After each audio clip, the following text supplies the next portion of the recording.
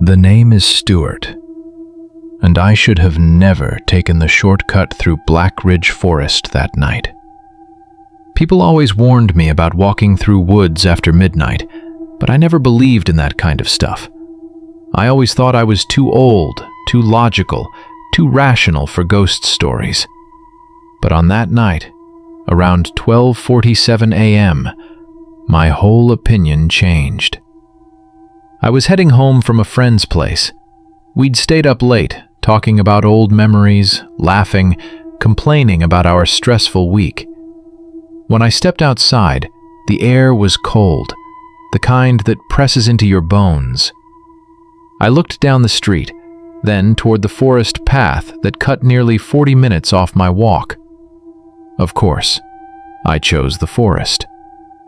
I pulled my jacket close and started walking under the cover of the trees. At first, everything felt normal, calm even. The night was quiet, too quiet. The more I walked, the thicker the darkness became, like ink spilling between the trees. Around 15 minutes in, I noticed the air changed. It got cold. Not the kind of cold that comes with weather, but the kind that feels like hands pressing against your skin. Then I heard it. A whisper. I froze. I turned around slowly. No one was there. Not even an animal. At first, I tried to shake it off. "It's just the wind," I muttered. But then, I heard my name. Stuart. Every hair on my body stood up. That wasn't wind. That wasn't imagination. Someone or something was calling me. I swallowed hard and kept walking, a little faster. Branches snapped behind me. I whipped around. "Who's there?" I shouted. No answer. No movement. Just the dense black wall of trees. My pulse quickened. The forest suddenly felt alive, watching me, breathing around me. I walked faster, almost jogging. My boots scraped against dead leaves. The wind picked up sharply. That's when I saw something. A shape. A tall, thin silhouette standing between the trees. I blinked, and it vanished. My breath stuttered. "Get a grip, Stuart," I whispered, but even my own voice sounded distant. The deeper I went, the more the forest changed.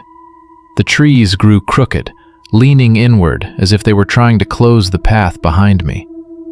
The air smelled different, like old dirt and something rotten beneath it. Then I saw light.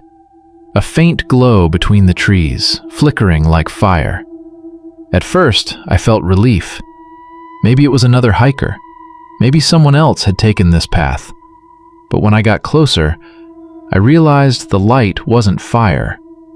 It was a lantern, and someone was holding it. A tall man, his back turned to me, standing perfectly still between the trees. I hesitated, then said, "Hey, sir, are you okay?" He didn't move, not even a twitch. I walked closer, my heart hammering against my ribs. "Sir, do you need help?"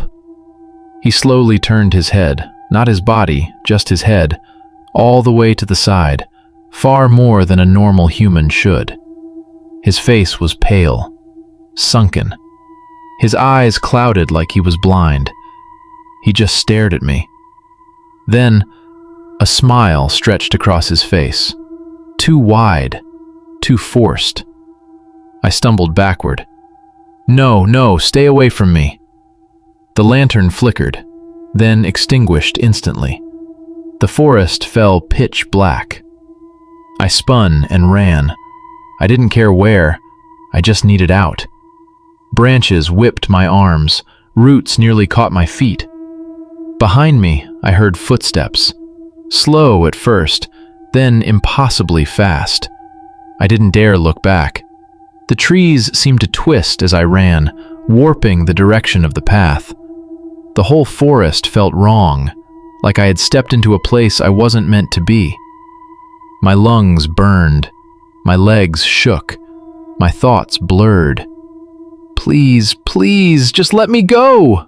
I screamed. Then I saw something ahead, a clearing, moonlight. I burst into the open space, gasping, stumbling to a halt. The forest around me fell silent again. No footsteps, no whispers, just my own frantic breathing.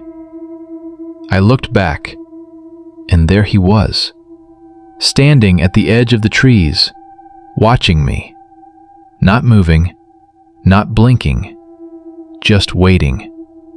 He lifted one hand, slowly, and pointed to the right, directly toward a narrow path I had never seen before. "No," I whispered. "I'm not following you." His head tilted slightly. Then something else moved behind him. A shape, a shadow, tall, twisted, crawling upward like smoke. I backed away. I didn't know where else to go, and I didn't want to go near him again. So I ran to the right, down the path he pointed to. It led deeper into the woods, much deeper. The trees grew closer. The path narrowed. The air felt heavy enough to choke on. Then I heard something behind me, a dragging sound. I turned slightly, still walking backward. A shape was following me. Not the man this time. It moved on all fours, its limbs bending backwards, its head hanging upside down.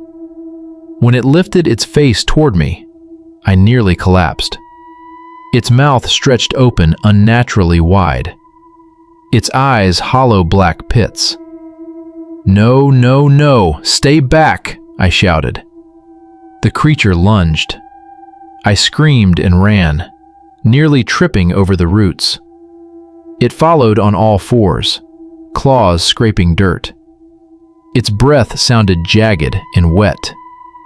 I ran until my body felt like it was shutting down. Then, out of nowhere, I saw lights. Streetlights. The edge of the forest. I burst out of the trees, falling onto the pavement. The night air was cold and clean. When I looked back, the creature was gone. The forest was still, empty, silent.